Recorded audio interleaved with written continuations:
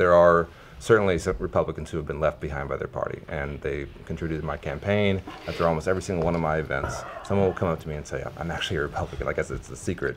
And we'll have a little discussion about that, because, and I'll say, I understand, as their party has moved so far. This is not the party that I grew up with here in Texas of George W. Bush or George H.W. Bush. It's certainly not his party. They've moved so far that a lot of them have been left behind. But I also was the Dallas-Fort Worth Voting Rights Director in 2014 for Wendy Davis. And I did the voting rights work here, and we did everything we could to expand the electorate. But the strategy there was to get as many Republican votes as possible and to try to nick Republican women and to get across the line with 51% for Wendy to win. And she lost by 20 points. And she had about 33% turnout or something like that statewide.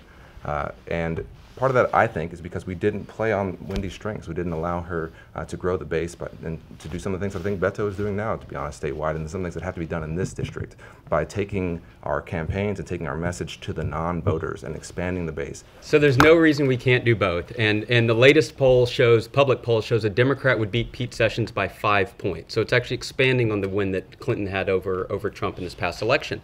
If you go back to 2006, when you saw all these signs that popped up, people were so frustrated. You saw signs all over this area that said, "Had enough, ? Vote Democrat." People were going door to door. Democrats were fired up, motivated, ready to vote, but Republicans had also felt, a lot of moderate Republicans had felt like they had had enough, and they were switching over and voting. And so it's important for us to register more voters, and we've got to focus on that and increase the base. But it's also important that we have the resources to get up on TV, to go out with direct mail, to go door to door, and make sure we're communicating with crossover and independent and moderate Republican voters as well that are looking for an alternative. Running in November, I would make the race about Donald Trump and not Pete Sessions. I don't think Donald Trump's popularity has bottomed out yet. I think it's really presumptive that we're going to see the same situation in November that we're seeing right now. I think just being tired of Trump is not going to win this election. Money alone is not going to win this election. I've fired 2 strategists over this same issue because they lay it out for you and they go, well, forget about the Latino vote because they don't vote.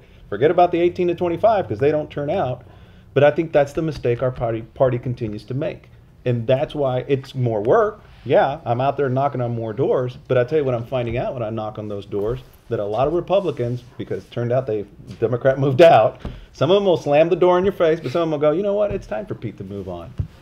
When you're talking about crossover vote, you're not saying you're not going to do all the registering and all of that, but it's an off-year election, 2018. We don't know what it's going to be like in November. There could be a national security issue. There could be all kinds of things. We're all saying there's going to be a blue wave, hopeful.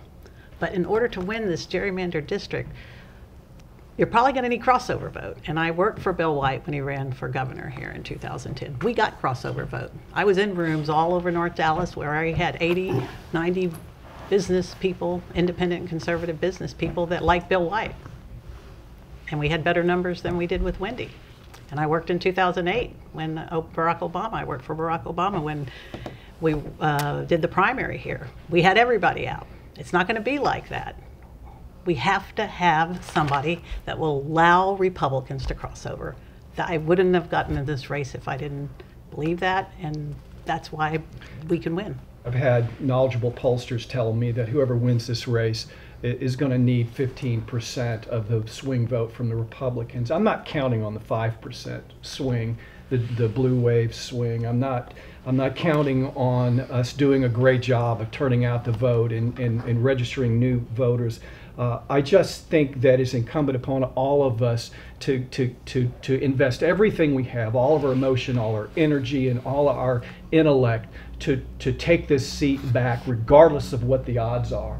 I mean, we can't sit around and worry, well, look how many courageous people are in these races running for House seats in Republican districts that they know are going to get beat. God bless them. They're the heroes here. We're not. We're reasonably sure that we can take this. We're not the heroes. It's other people. We can't sit back and worry about whether the odds are we're going to win this or not. We have to muster the courage and the conviction to run this race, run hard, and bring out the differences between us and what's going on with Pete Sessions, who is one of the most radical right-wing congressmen in on Capitol Hill, and we have to show our differences, we have to show our compassion, we have to show our energy, and we have to show that we care about the people of District 32, and every one of us, we care.